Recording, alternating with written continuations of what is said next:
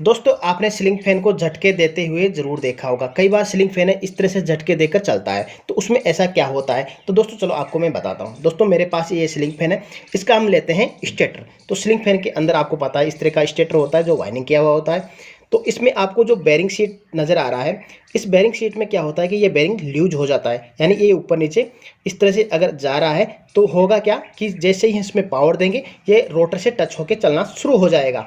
और कई बार तो ऐसा होता है कि जैसे हम इसमें पावर देते हैं ये जाम हो जाता है, बहुत टाइट हो जाता है। जब हम शाफ्ट को घुमाते हैं तो बहुत टाइट हो जाएगा, जैसे ही हम इसमें पावर देंगे। वैसे तो फ्री चलेगा।